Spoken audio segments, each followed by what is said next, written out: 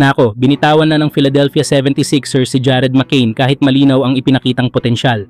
Hindi ito dahil mahina siya, kundi dahil sobrang siksik na ang guard rotation ng Sixers, kaya mas pinili ng management na i-convert ang kanyang halaga sa future assets. Sa trade na ito, napunta si McCain sa Oklahoma City Thunder kapalit ng unang round pick mula sa Rockets at 3 ikalawang round picks, isang malinaw na hakbang ng Philly para palakasin ang kanilang flexibility sa mga susunod na taon.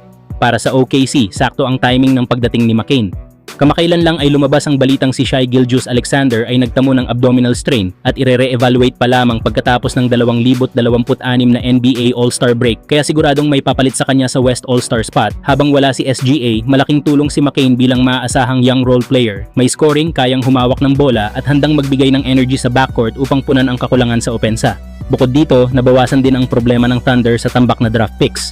Sa halip na patuloy na mag-ipon ng picks na mahirap bigyan ng roster spot, ginamit nila ito para makakuha ng aktual na manlalaro na pwedeng makatulong agad. Win-win ang trade, nakuha ng Sixers ang hinahabol nilang assets habang ang OKC ay nagdagdag ng pirasong mahalaga sa panahong pansamantalang mawawala ang kanilang superstar. Ngayon ang tanong, sino ang karapat-dapat pumalit kay SGA bilang West All-Star? Samantala, matapos lamang ang halos isang season sa Dallas, pagkatapos matrade bilang kapalit ni Luka Doncic, muling lumipat ng koponan si Anthony Davis sa isang malaking trade. Sa deal na ito, napunta si Davis sa Washington Wizards kasama sina Jaden Hardy, D'Angelo Russell at Dante Exum.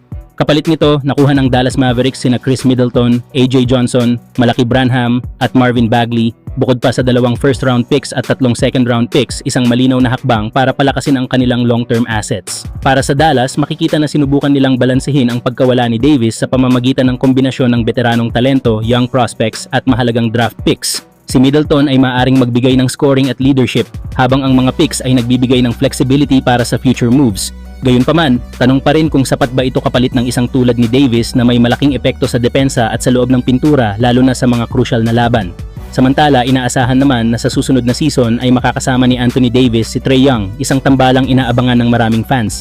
Kapag naging healthy, posibleng maging isa ito sa mga pinakadelikadong duo sa liga, kung saan magsasama ang elite playmaking ni Trae at ang two-way dominance ni Davis. Sa kabuuan, tila patas ang trade sa papel, ngunit ang tunay na panalo ay malalaman lamang kapag nagsimula na ang aktual na aksyon sa susunod na season. Samantala, ayaw talaga ni Draymond Green sa Milwaukee Bucks at mas malinaw na Lakers ang gusto niyang puntahan. Ayon sa naunang report, kahit mapasama pa siya sa isang Giannis Antetokounmpo trade, malabo siyang magtagal sa Milwaukee dahil may mutual interest na sa pagitan niya at ng Los Angeles Lakers. Mas akma raw ang papel ni Draymond sa LA bilang defensive leader, vocal presence at playmaker, lalo na kung ipapareha siya sa mga high IQ stars. Dagdag pa rito, sakto ring may player option si Draymond kaya kontrolado niya ang susunod na hakbang. Kung gugustuhin niya, pwede niyang i-decline ito at mag-sign sa Lakers. Totoo man na nasa huling taon na si LeBron James sa Lakers at posible ring magbago ang sitwasyon pagdating ng summer, ganun pa man ay nariyan pa rin sina Luka Doncic at Austin Reeves, mga scorer na kailangan ang depensa, leadership at karanasan ni Green. Kaya malinaw kung bakit Lakers ang direksyon ni Draymond kaysa Milwaukee. Kayo mga idol, ano ang masasabi nyo? Mas bagay ba si Draymond Green sa purple and gold? Source a turnover. Dane. Oh! Wow! Draymond Green coming over with the swap. Coming for the weak side, saved and dunk.